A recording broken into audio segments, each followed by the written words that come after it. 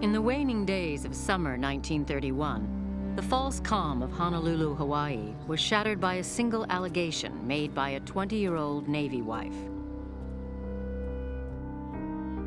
She says she was kidnapped, she was taken to this area down on Ala Moana, dragged in and raped 6 or 7 times. This is a total shock because in the entire history of Hawaii, as far as anybody has been able to find out, no Hawaiian had individually ever assaulted a white woman before. Here is a gang of them supposedly doing it.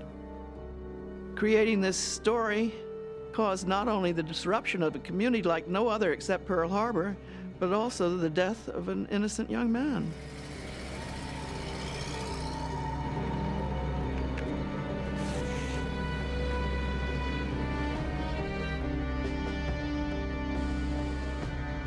The quiet whisper of the initial lie grew to a clangorous din of power politics and racism. An ugly noise that resounded through this placid-looking tropical community, and then to the marbled echo chambers of the White House, the War Department, and the United States Senate.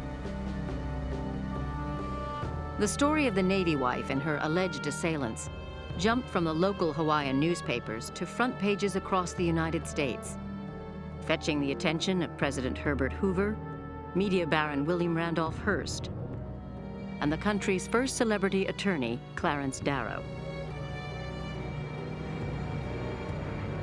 The proceedings were watched by everyone from the social register elite in New York, Washington, and San Francisco, to the working class in Honolulu's low-rent districts. For anybody who saw it plain, the case revealed cold, hard truths about America and the people who ruled it.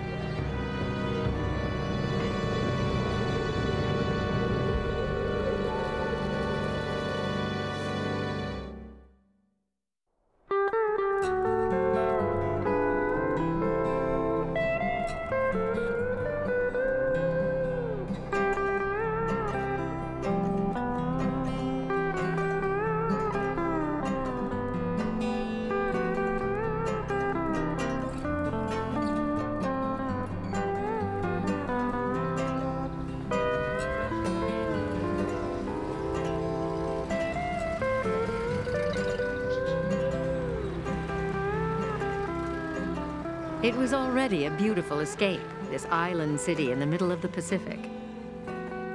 2,000 miles from the California coast, it was America, but with better weather. And it was run by white people, or haoles as the natives called them.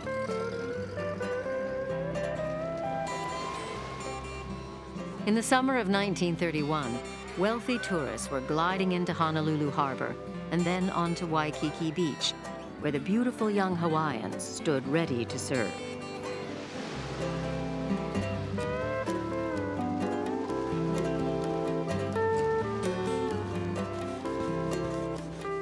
If you need an umbrella to be pitched in and speared into the sand, or if you need a cool drink, or if you need to get surfboard lessons or ride a canoe, anything that you need to do that involves frolicking, the Beach Boys are there to satisfy.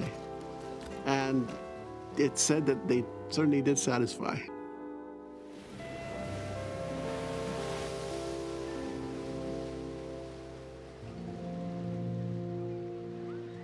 Keeping the tourists satisfied was a job that paid, but there was only so much beach.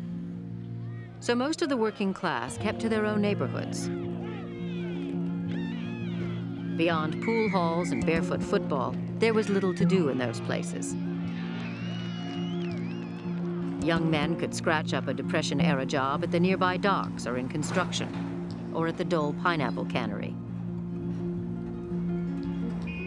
The lucky ones might even pluck one of the plum spots at the police or parks departments. But more and more, those spoils were going to newly arrived haoles.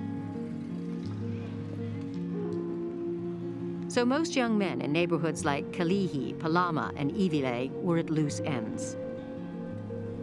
These were desperately, desperately poor places. The streets were so narrow you couldn't get a car into them.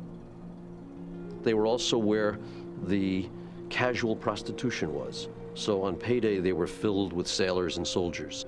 who were crawling around looking for a little action. This was the community that these guys grew up in, without jobs, with a lot of resentment for the military, who they saw around them all the time.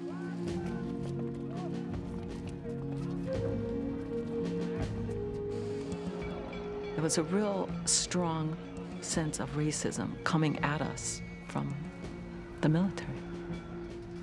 They were almost entirely haole young men, and a lot of them were Southern. So they had this idea that Hawaiians shouldn't be out and about, having a government, having a good time in Honolulu. Dark-skinned men frolicking in public with white women was too much for many soldiers and sailors. And the military men knew when they were being made fun of by the beach crowd at Waikiki. But locals didn't push too far. There were simply too many servicemen for safety. In 1931, there were 20,000 in the islands, and more were on the way. Any Saturday night, Honolulu's streets, speakeasies, and restaurants were crawling with off-duty soldiers and sailors.